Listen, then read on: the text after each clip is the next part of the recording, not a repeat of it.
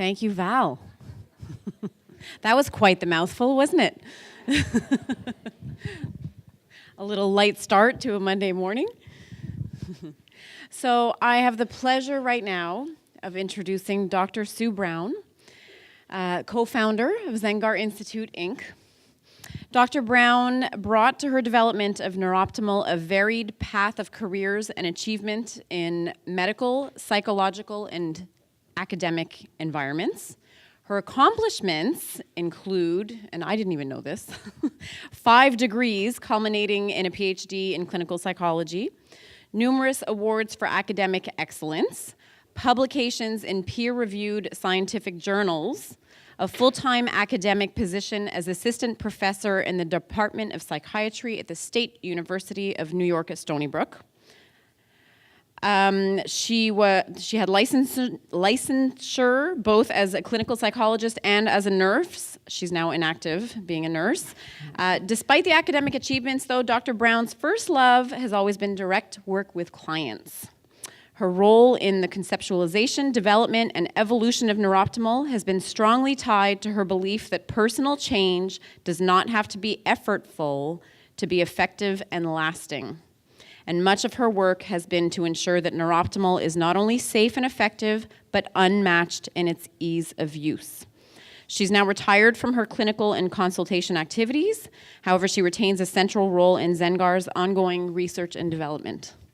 So it is my pleasure to introduce you to my mother and co-creator of Neuroptimal, Dr. Susan Brown. Yeah.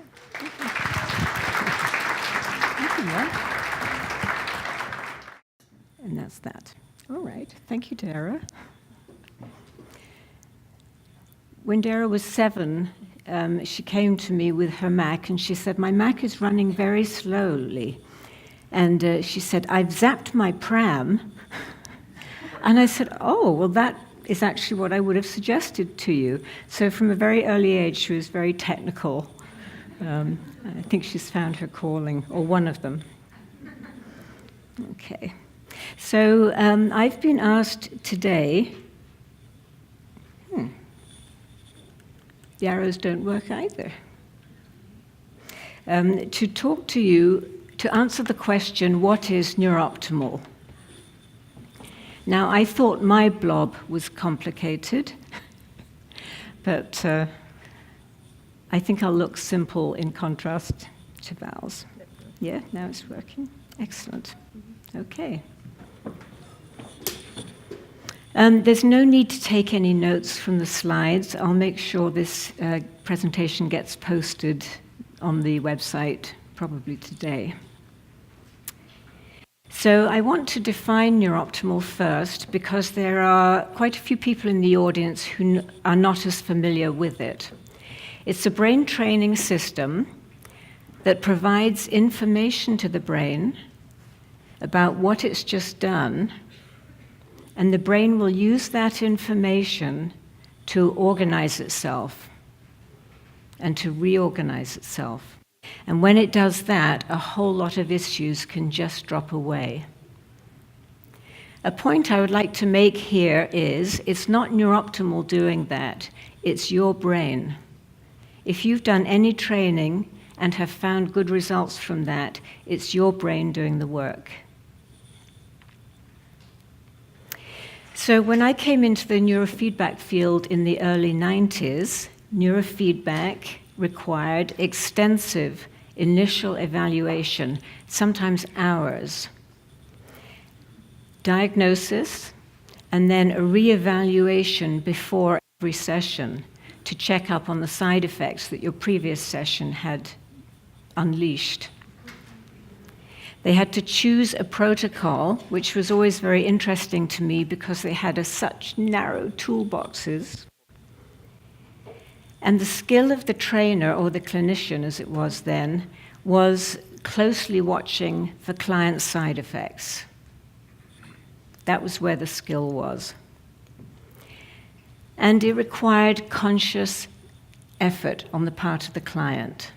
They had to try to make a balloon rise or later it evolved to making an orca swim. It would just be a series of images that it would play through to look as if an orca was swimming.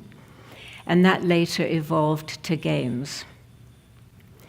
Now, does this sound like the traditional model today to anybody in this room? Because that's what basically what we call traditional neurofeedback, what the process is. So what were the toolboxes? The toolboxes were up training. You either train brainwaves up or down. So up training SMR, sensory motor rhythm, and beta, and this was done primarily for people with ADD, or you would be doing alpha theta training, which basically was exploring consciousness. So augment SMR, suppressing theta. Suppressing means trying to encourage less of. And it's 4 to 7 hertz. Oops. That sounds a little tedious, but it actually will have some import a little bit later. So that's what people were suppressing. Then you'd move the sensor over to the other side and you'd augment the beta while still suppressing theta. Or in the alpha theta group, they would be augmenting alpha and augmenting theta. So doing the exact opposite of the SMR beta people.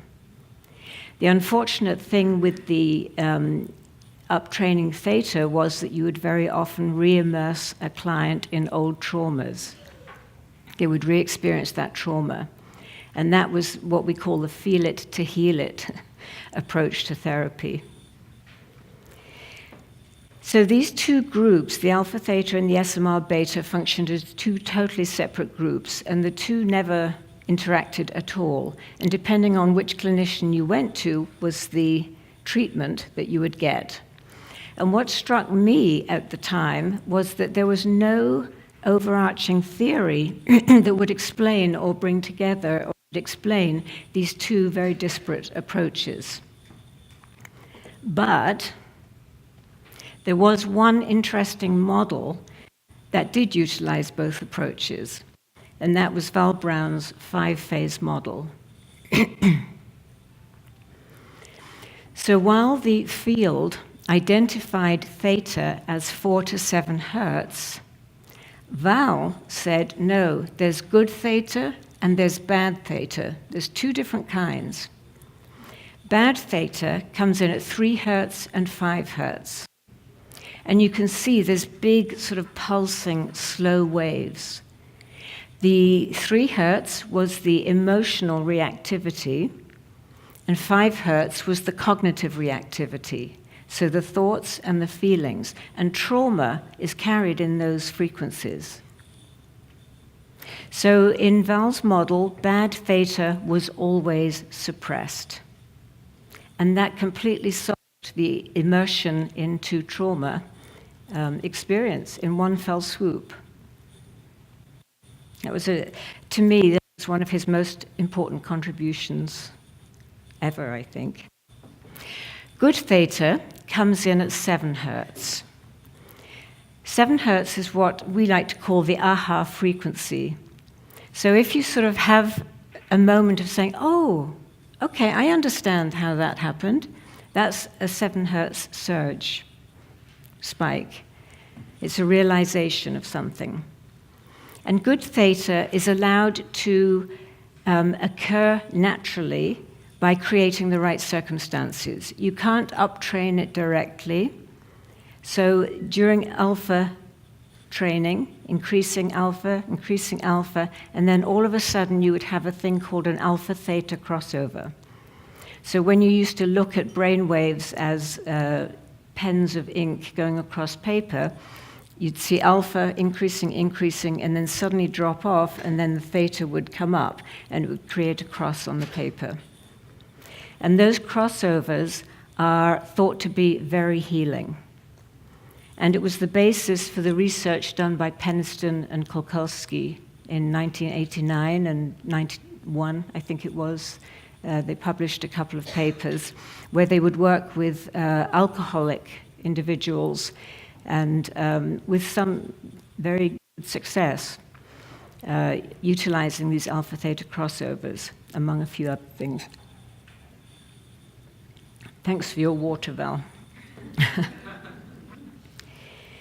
So in Val's 5-phase model, there's a logical progression through 5 stages for everybody. So it didn't matter, as he would say, if you were a left-handed aardvark coming in on a Tuesday, you would have the same training. So the first phase was augmenting 14 hertz SMR and suppressing 2 to 6 hertz. You'll notice 2 to 6 hertz includes the 3 and the 5 hertz that are so detrimental, but it leaves the 7 hertz free to pop up. Augmenting 15 to 18 hertz, low beta, still suppressing 2 to 6, and then augmenting alpha, 8 to 13 hertz, and still suppressing 2 to 6. So his alpha theta training was suppressing the bad theta and augmenting alpha to the point of the relaxation response, and then you continue on with that alpha training until you get the alpha theta crossovers. And he was very specific with how you could recognize that you move from one stage to the next. And this would be conducted over a period of weeks or months.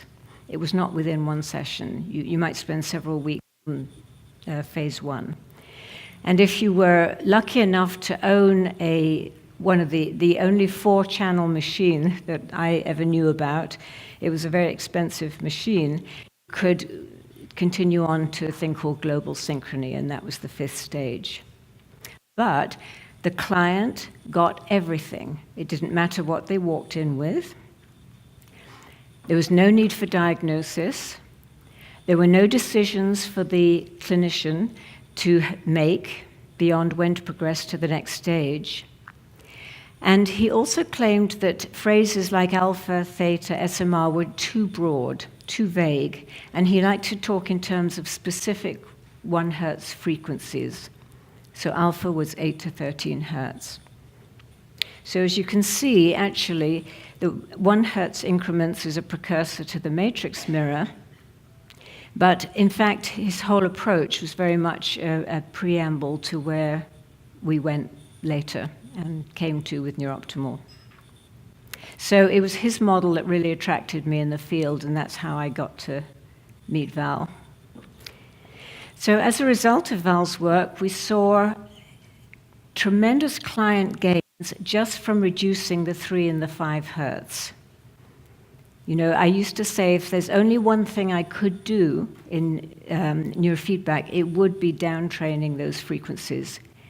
They're big, slow waves, and they co-opt all the energy of the system, so there's nothing available to focus and attend or go into any one of the many other states. So the big slow frequencies, 3 and 5 hertz, the suppresses are the storm in a person's life. But the augments you use are the nuance. And it is the augments that create the states. Each state is a very distinct state of awareness. So SMR is, it's 14 hertz. We call it the cat frequency because the cats produce a lot of it, and they're sitting there with their eyes closed, and yet if something comes in front of them, they're on it in a second. So it's a frequency of great bodily stillness. You're aware of what's going on around you, but you're not having any thoughts about it. Low beta, however, if you're already in SMR and then you uptrain beta, you feel your consciousness being pulled out into a point out there. And it's a very narrow focus of attention. You eliminate all other peripheral data. You're going to deal with that tiger coming at you out of the jungle. Everything is dedicated to that. What I don't like beta, low beta, and we did drop it later, and I'll go into that shortly, but it's actually the stress response. So I feel very strongly that we should not be training our kids in the stress response in order to focus and attend. Indeed, we did find that there were other frequencies we could use for that focus and attention that didn't have those negative effects. And alpha, of course, is a light meditative state. If you've ever sat in a darkened room and started meditating, you start seeing colors, that's your alpha coming up. The states are very interesting to play with, but there was always a danger of overtraining any state. If you just spent too long in a state, the person could have side effects, so you were always watching for that. When we say that other systems are telling the brain what to do, we're talking about their use of augments and suppresses and the goals that the individual has to reach in order to increase or decrease various frequencies. So we'll often say, anyway, I don't want to get ahead of myself, but when we say, yes, that they're telling the brain what to do, that's what they're doing. So period 3. After Val and I got together as a couple, there was a couple of years of very active exploration time for me, and for Val too, but he was sort of developing his thinking about the brain into the nonlinear dynamical model, which is more of a theory. But because I had such a safe model to work with, the 5-phase model, I found myself starting to play with it. And with my clients, I found I could speed up training and make it stronger by actually lateralizing left to right. All of Val's training in his 5-phase model, barring some sort of minor things, it's all in his article, 5-phase model. It was basically done at CZ here. So with my practical explorations, this one phrase, Val's theoretical thinking came together with my practical explorations, represents a good 2 years of work. And it was actually a challenging time for me because Val earned his living by teaching the 5-phase model and consulting on it, and here was I sort of veering off into other territory. So I felt that I shouldn't be doing that. However, I was very compelled to do so. And so we sort of came together at the end of that period, and what he was thinking about and writing about explained what I was doing practically. So it had a very nice confluence there. So by this time, we had some new suppressed targets, and they are always in play through the period 3. Period 3 is a phrase in the nonlinear dynamical literature, so the title period 3 is a sort of play on words, but obviously it has 3 periods in it. So we now always suppressed 0 to 6. So that's covering those big slow frequencies that you want less of. It allows the good theta to come through if and when it wants to. I also found that in a lot of my clients, especially the anxious ones, that there would be a lot of 23 to 38 up there. They were top heavy. Now, my colleagues said you can't work up there, but luckily I didn't know that at the time. And I called this the worry frequency. It's the dredging and mulling, the thoughts that you have, 95% of which you had yesterday. It's the same old stuff. So we always suppressed 23 to 38. And then we also utilized a 9 to 19 hertz suppress for eyes open alpha. Eyes open alpha is sort of, I'm here, but I'm not here. And it interferes with being present in the here and now. So, and all of the frequencies I'm going to tell you about now form the basis for Neuroptimal today. All the things I'm talking about here help you understand the matrix mirror image that you see in Neuroptimal 3. So let's take a look at the augments in period 3, because it's the augments that determine the periods. Period 1 was uptraining 14 hertz, SMR, on the right, and then uptraining beta 15 to 18 hertz on the left. We did later remove it because I found that any time I had a client having side effects in the session or just after the session, it was always due to that low beta. I didn't like it as a frequency, and it was the only pair that were not equal on the matrix mirror. However, for the purpose of this talk, we were still up training beta 15 to 18. So for the first period, and you'd go through all 3 periods in any one session, you might be doing 6 or 7 minutes of SMR training and then 6 or 7 minutes of beta training. And the effects of SMR and beta balance each other out. So SMR is a very quieting frequency, and beta is a very activating frequency. It actually can make you feel very muscularly tense. It can be quite unpleasant. Period through 2, excuse me. Oh, thank you. A miracle.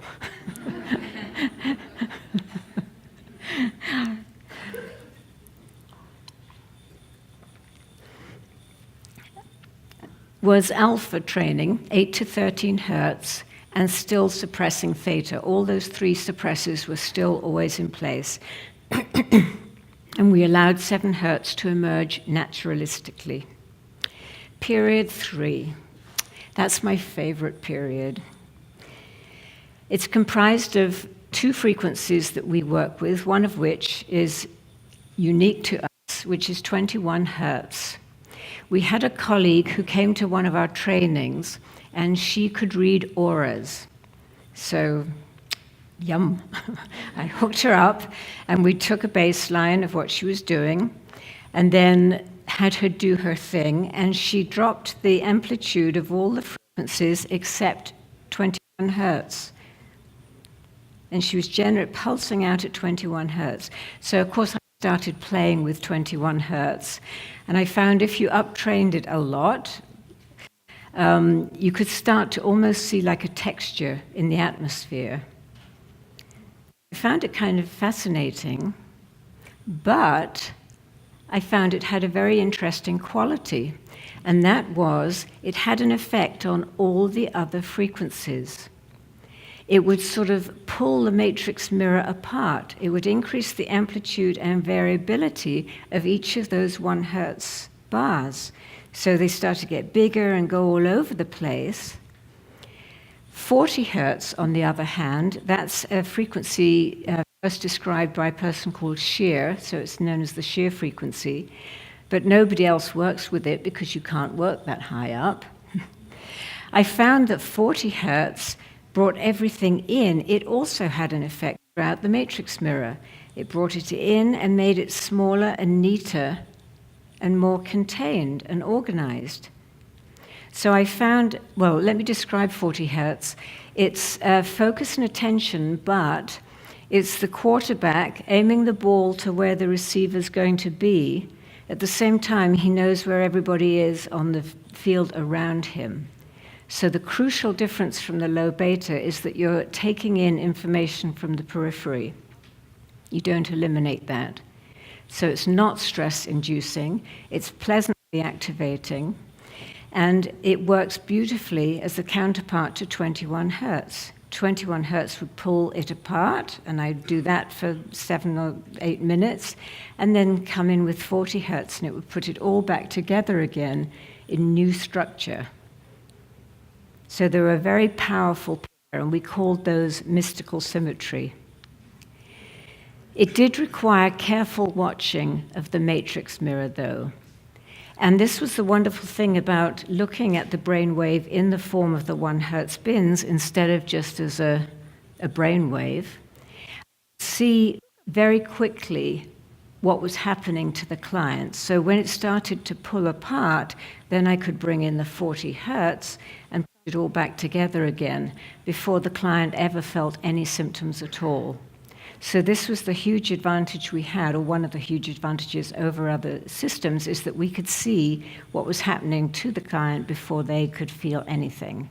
So if you were skilled, you could work without the client having any side effects, except from the low beta. But that's another story.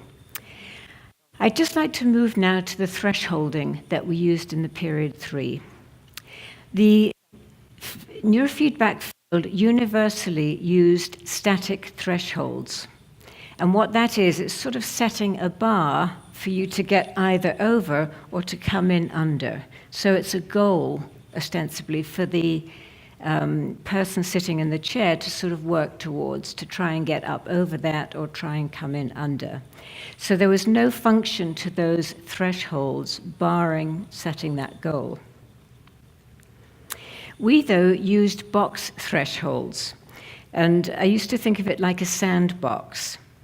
And the purpose of these box thresholds was not to just set a goal. It had an upper and lower goal, and its purpose was to mimic the effects of bracketing.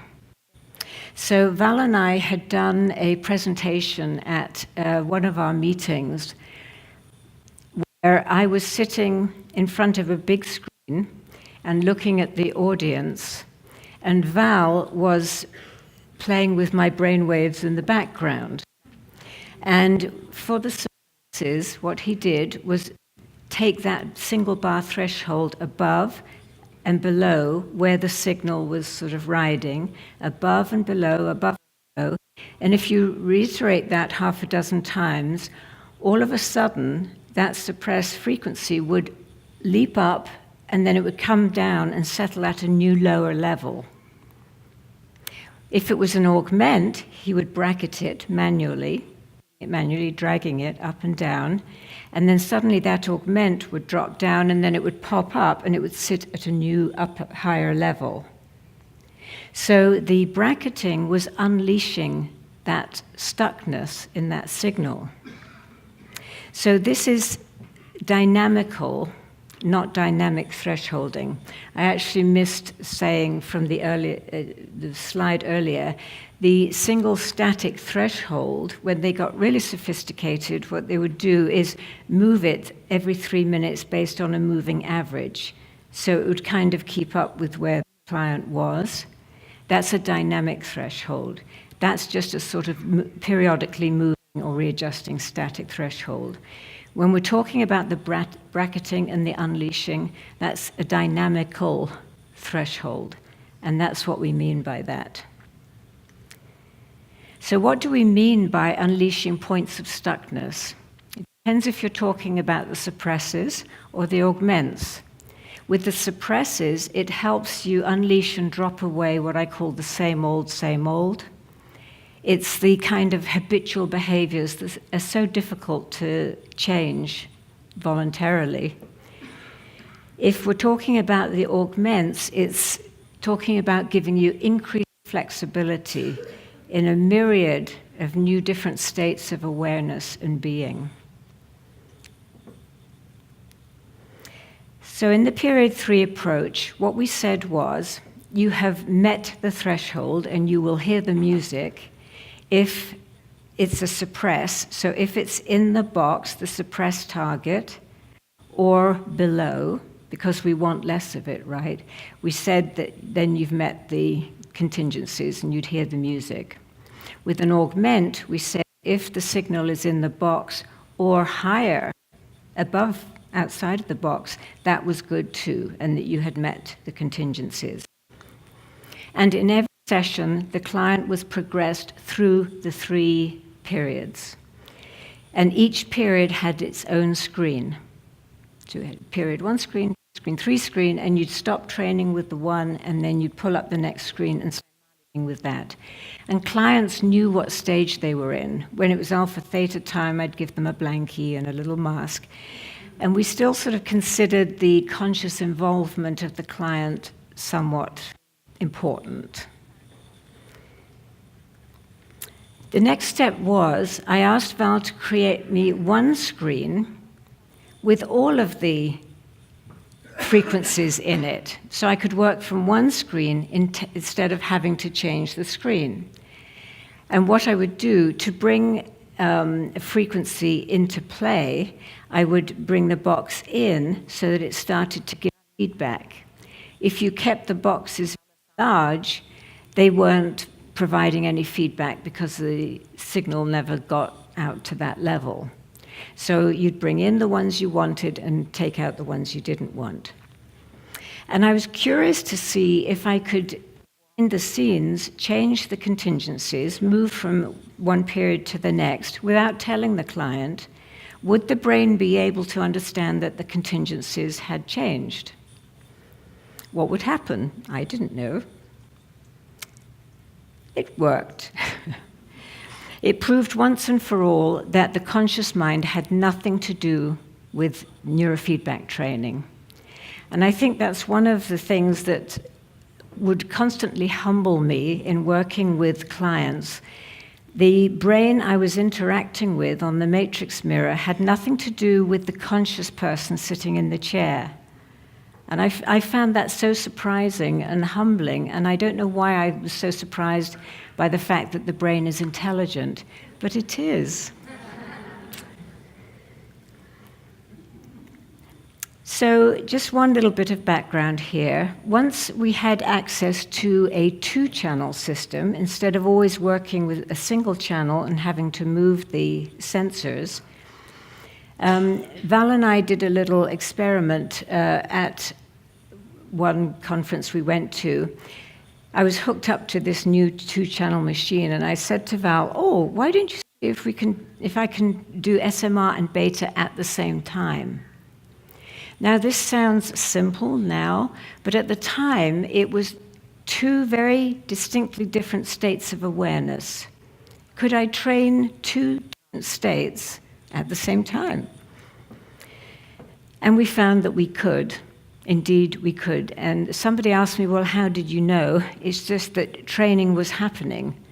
You're getting positive effects. And the great thing was this: I started doing SMR and beta training in period 1 at the same time. So my client was getting a full 15 minutes of each of the 2 frequencies. I was getting twice as much work done in the same period of time.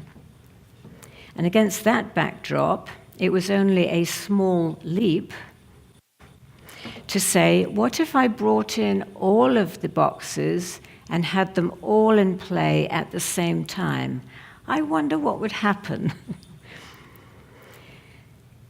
And I'm saying, think of what we're doing here. When we very first started, we didn't know if we would have to provide different tones to clue the brain into that this is this frequency and a different tone for that frequency. So here we were, providing no information about which frequency is being triggered. They're all different competing states of awareness. We have 16 different targets at that point. We now have 20 with Neurooptimal 3, yet the brain figures it out perfectly well. So the miracle was every frequency being uptrained was being balanced off moment by its equal and opposite partner. So we no longer had to fear overtraining any one of the states, because moment by moment, SMR was balancing off beta, and 21 and 40 were balancing each other off. That meant we didn't have to keep looking at the matrix mirror. The requirement for skill in doing that important part of the work was gone. So it minimized the possibility of side effects. It didn't eliminate them, but they were much reduced. And training was now comprehensive, meaning all the targets were in play all of the time. So the box thresholds, remember, our criteria was if you were in it or above for an augment, you were good. And if you were in it or below, suppress, you were good. There came a point in time when I said to Val, you know, if we're going to put our money where our mouth is, technically, really, we should just be having, if you're in the box, you're meeting criteria, and if you're out of the box, doesn't matter whether it's above or below, you're out of the box and you're not meeting criteria. So that was a big change that we made, and I remember that week. It was a tough week because I had really developed the ability, because I sit with my clients for just hundreds of hours, I could feel in my nervous system what their nervous system was doing. The nervous system becomes very perceptive for what it needs to discriminate. So that's how I could make minor adjustments to frequency bandwidths and things and feel the effect on the person. And I could correct it if it didn't feel good, until we got all the frequency bandwidths we use today that work with everybody. And once we moved to only in or out of the box thresholds, we had changed two things. We had removed any difference between an augment or a suppress. There's no difference between them. We had also moved away from state training because we were no longer up-training those frequencies that create the states. And in my body, I could feel that it felt very vague. I couldn't feel the distinct differences because I was no longer feeling the different states. And I had gotten a lot of skill, as many of us did, in taking the person for a great ride through those states, so they ended up in an alert yet relaxed state at the end. And all of that was gone by just being inside the box or out. But the good news was we no longer had the possibility of any side effects from training those states. And this is what we mean when we say we are not telling the brain what to do. We're not saying, do more of this or do less of this. We're just saying, this is what you're doing. Now we're acting like a mirror. It's the rumble strips on the road. The rumble strips don't tell you what to do. It just gives you information. So finally, we had a neurofeedback for the rest of us. It required no evaluation or diagnosis, no skill to operate.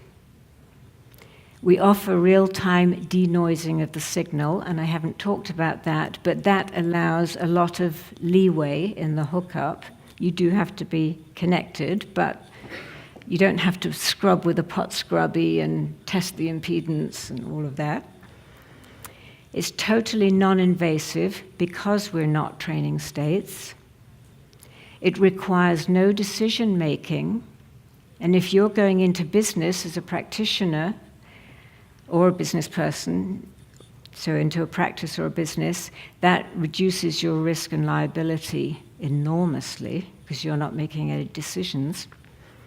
And it offers effortless, safe, yet powerful transformation. So what we have is a comprehensive training for everybody by anybody. Now that is elegant, even though we do say so ourselves. Okay, so we can take questions.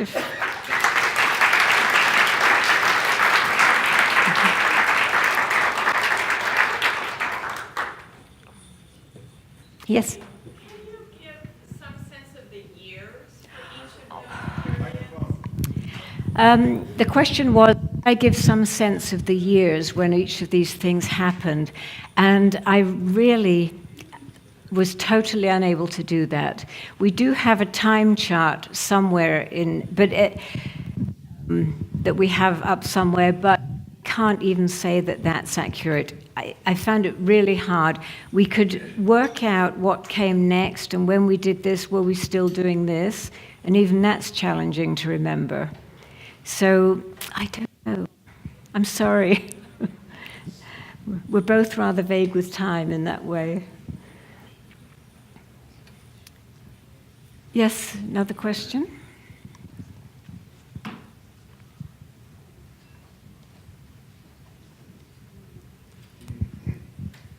Thank you so much. It was hearing the history was very helpful and enlightening about where we are today.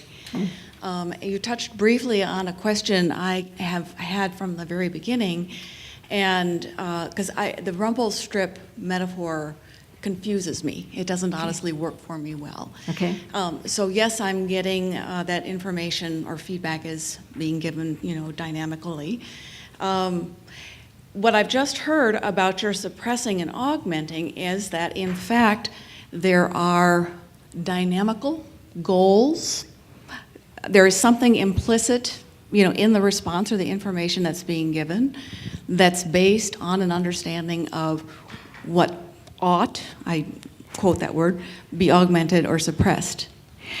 Could you speak to that? Yes, I think in the early days of watching brainwaves, and this was from the late 1800s, if you can believe, people knew what you probably wanted more of and what you wanted less of.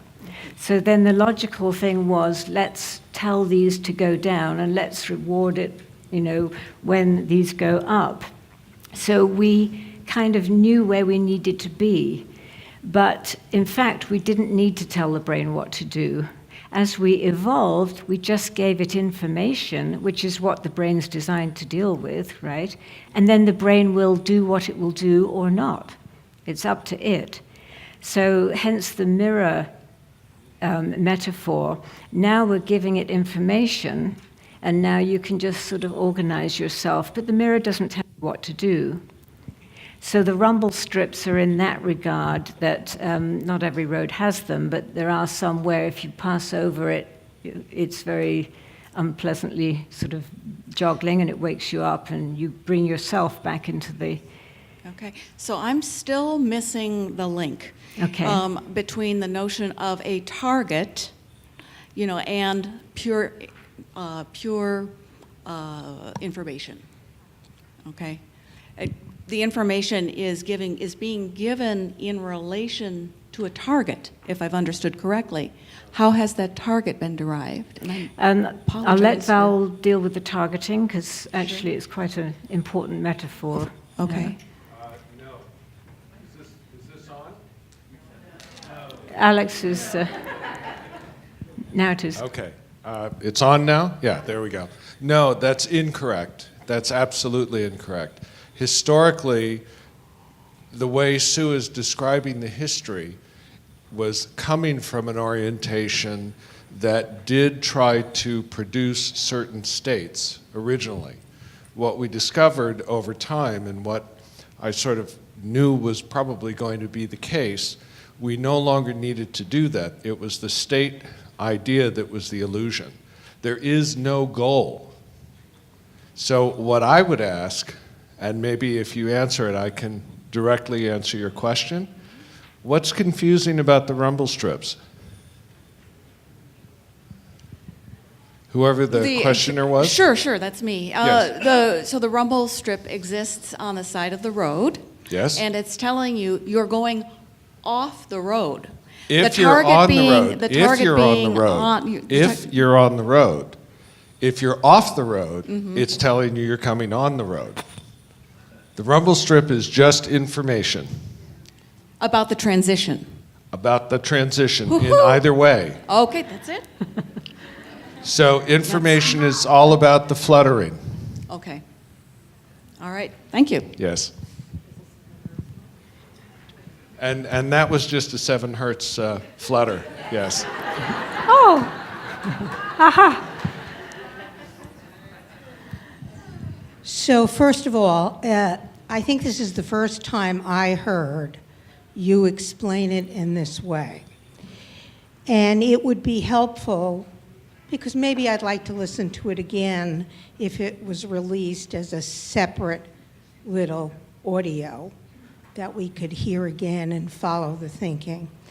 So first would like to say, Susan is very scientific. Before she came into NeuroOptimal, I may not have said it right, but she was doing all this research. And I can hear how you approached the research in developing certain guidelines and principles, and your real influence was from a scientific basis, not from, in the very old days, I wish we could bleep this out, but in the very old days, we'd say, oh, let's see how the sensor feels if it's here, or if it's here. Let's see how that feels and what happens to a few people. I Susan did do that just- too. What?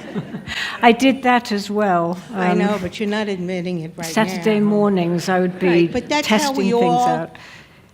found out certain things. Whatever I did before was accidental. I found out that something worked. But this is a more scientific, developed approach, and we sometimes forget that. So thank you. I hope it's available because I never hear anything well the first time. Okay, and we'll take one last question, right? Are we? Ray, We've got a few minutes. Oh. Ray, what Sue didn't know was that this was actually broadcast live on Facebook. So there is a copy of it on the Neuroptimal page. You'll be able to see it there. Cheek!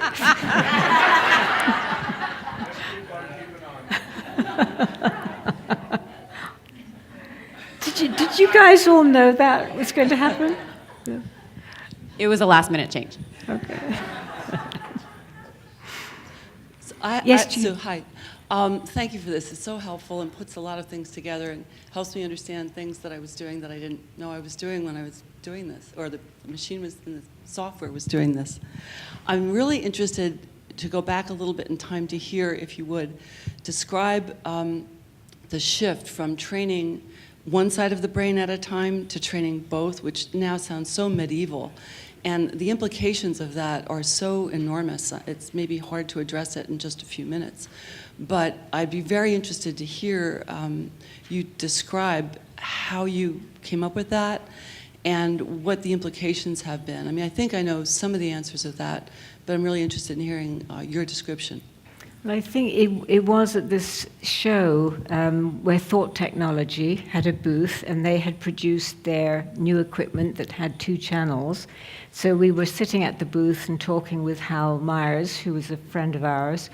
And that's when I said to Val, oh, hook me up and let's see if I can do SMR and beta at the same time. And I was able to do it. So, I mean, that was sort of mind-blowing at the time. I think the biggest shift was then saying, okay, well, why don't I bring all of the boxes in and do everything all of the time? But the implication then was that everything was being balanced off moment by moment, so we had a big reduction in side effects. Everything was being taken care of as it was going along. I don't know if that answers your question. It does, thank you.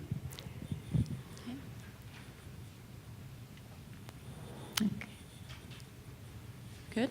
All right. Well, thank you very much.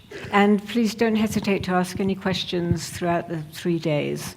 It's a lot of fun going back and revisiting. There's a history of Neuroptimal on the website, which was last year, so it's more expanded and more in the right order than it had been before.